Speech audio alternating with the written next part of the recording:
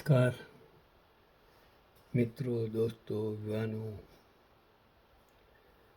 मेरी प्यारी बहनें, सभी को चंद्रकांत भाई भट्ट का अमेरिका से प्रणाम। ये बाहर तो कैसा नज़ारा है मैं आपको बताता हूँ। देख सकते हो ये नज़ारा आज भी है। 24-25 जनवरी को जो स्नो था वो अब भी इसी हालत में है। ये पानी थीजा हुआ है, टेम्परेचर माइनस है। इस परिस्थिति में मैं आपको कहना चाहता हूँ कि भारत के जो हिमालय पर्वत पर जो शहीद काम करते हैं, रहते हैं, खड़े रहते हैं, उसकी हालत क्या होती होगी वो आपको सोचना है।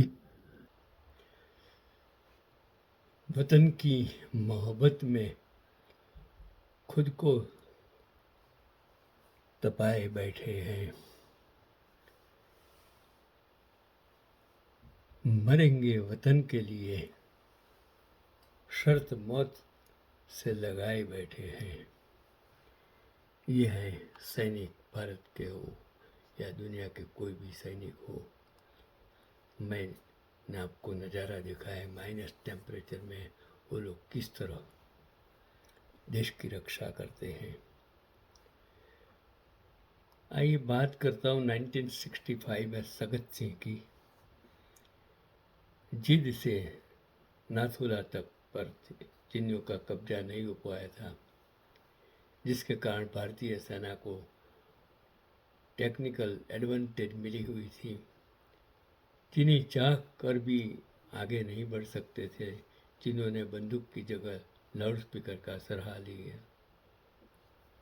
वे लाउड स्पीकर पर हिंदी और अंग्रेजी में भारतीय सैनिकों को 1962 की हार की याद दिलाते उनके कपड़ों, कम सुविधाओं, कम वेतन को लेकर ताने मारते थे। आपको ये सोचने की 1947 में जब आज़ादी मिली कुछ था नहीं, इतने सारे राज्यों को इकट्ठा करना था, इकोनॉमिकल कंडीशंस अच्छी देश की नहीं थी, देश के पास कुछ संसाधन नहीं थे। इस परिस्थिति में सैनिकों के लिए भी ऐसी व्यवस्था नहीं हो सकती थी जो आज हो सकती है। तो कहते कि देखो तुम्हारे अफसर तो मज़े में इसी एसी ऑफिसों में बैठ रहते हैं और तुम्हें यहाँ मरने के लिए भेज दिया गया है। वो कारगिल किस तरह हुआ और वो बेचारे सैनिक आज तक जम्मू कश्मीर में पहलगाम में वो 300 किलो RDX इस सरकार ढूंढ नहीं पाई है, कहाँ से आया, किस तरह, और कितने सारे जवान मर गए, शहीद हो गए। उनको कोई चिंता ही नहीं है। चलो ये मगर की चमड़ी पहने आज के सत्ता में बैठे राजकारणी को क्या मालूम कि सैनिकों की, किसानों की हालत क्या है। उन्हें तो मुड़ी पत्तियों के दलाल होकर जीने की, सत्ता प्राप्ति की एक आदत पड़ गई है। सब कुछ खरीद लो, सत्ता में रहो।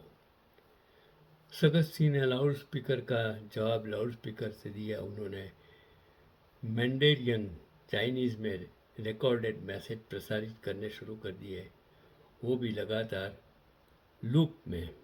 उस जमाने में इतनी टेक्नोलॉजी तो थी नहीं। बात इतनी ही होती तो कहीं दिक्कत नहीं थी, पर चीनी जब तक दौरे पर निकली, छोटी फौजी टुकड़ियों पेट्रोलिंग पार्टी से बदसलूकी करते। एक बार तो छिप कर उन्होंने गोली भी चला दी, जिससे 17 असम राइफल्स के 2 जवान मारे गए। सीमा निर्धारित तो थी नहीं। चीनियों का कहना था कि ये टुकड़ी चीनी क्षेत्र में घुस आई थी। सगत सिंह ने रोज रोज की इस चिक चिक से परेशान होकर कॉर्प्स कमांडर से बात की। लेफ्टिनेंट जनरल JS अरोड़ा ने उन्हें सलाह दी कि तुम बॉर्डर पर पैदल पैदल चलो। अगर चीनियों ने कोई बवाल नहीं किया तो इसका मतलब होगा कि वो उस जमीन को भारतीय मान रहे हैं। अगर सब ठीक रहा तो जहाँ जहाँ तुम चले होंगे वह थार बार फेंस लगवा दो, सीमा का स्पष्ट निर्धारण हो जाएगा। भगत सिंह ने बिल्कुल वही किया। जब वे बॉर्डर पर चल रहे थे, दूसरी तरफ उनके साथ साथ चीनी अफसर एक कैमरा के साथ चल रहा था। हालांकि वह कुछ बोला नहीं। भगत सिंह ने फेंस लगाने का ऑर्डर दे दिया। 20 अगस्त 1967 से काम शुरू हो गया। चीनियों ने भारतीयों से काम रोकने को कहा, पर कोई रुका नहीं। चीनी कुड़ते रहे, भारतीय लगे रहे। 6 सितंबर को 2 ग्रेनेडियर की पेट्रोलिंग पार्टी को चीनियों ने घेर लिया और धमकी दी। अगले दिन उन्होंने तार बार को तोड़ने की कोशिश भी की। 10 सितंबर तक काम लगभग पूरा हो चुका था।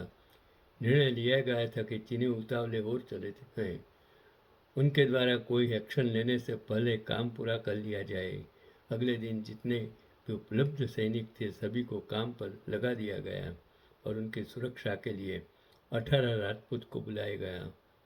जब सुबह काम शुरू हुआ, चीनियों ने बदसलूकी शुरू कर दी। बात बढ़ते बढ़ते बहुत बढ़ गई। 2 ग्रेनेडियर के commanding officer lieutenant colonel Rai Singh Yadav मुंह जबानी लड़ाई में चीनियों की ऐसी तैसी कर रहे थे। हालांकि भगत सिंह ने उन्हें वापस बंकर में आने को कहा, पर वर्षों से चीनियों की दादागिरी सहते आ रहे भारतीय अफसरों और सैनिकों का गुस्सा फूट पड़ा था। अचानक ही चीनियों ने गोलियां चलानी शुरू कर दी। फ्रंट पर काम कर रहे कई सैनिक मारे गए। मरने वालों में राय सिंह यादव भी थे। पूरी तरह घायल थे और सैनिकों ने समझा कि वे मारे गए हैं। अपने अफसर को गिरता देख कैनेडियर पागल हो उठे। वे अपने खड्डों ट्रेंच से बाहर निकल आए और कैप्टन P.S. डागर के नेतृत्व में चीनियों पर हमला बोल दिया और 1962 की जंग में हुई शर्मनाक हार और वर्षों से चीनी प्रोपेगेंडा चीनियों के महाशक्तिशाली होने के विश्वास के कारण और अपने अफसर को बस यूं ही मरते देख कुछ ग्रेनेडियर अपनी पोस्ट छोड़ पीछे हटने लगे थे। यह देख खुद भगत सिंह स्टैन गन लेकर बाहर निकल आए और सैनिकों को उनका फर्ज और उनके अफसर का बलिदान याद दिलाकर उन्हें वापस अपने ट्रेंचों में भेजा। और 18 राजपूत के कुछ सैनिक और इंजीनियर भी मारे जा रहे थे। 18 राजपूत के कमांडर मेजर हरभजन सिंह को समझ आ गया कि अब जब तक चीनी बंकर को नहीं उड़ा जाता भारतीय सैनिक मरते रहेंगे। उन्होंने अपने सैनिकों को देख हुक्म दिया कि चीनी बंकर में घुसकर चीनियों को खत्म कर दिया जाए और खुद बाहर निकलकर चीनियों की ओर बढ़ने लगे। इसी कोशिश में कई सैनिक वीरगति को प्राप्त हो गए, जिनमें मेजर हरभजन और कैप्टन पृथ्वी सिंह डागर भी शामिल थे।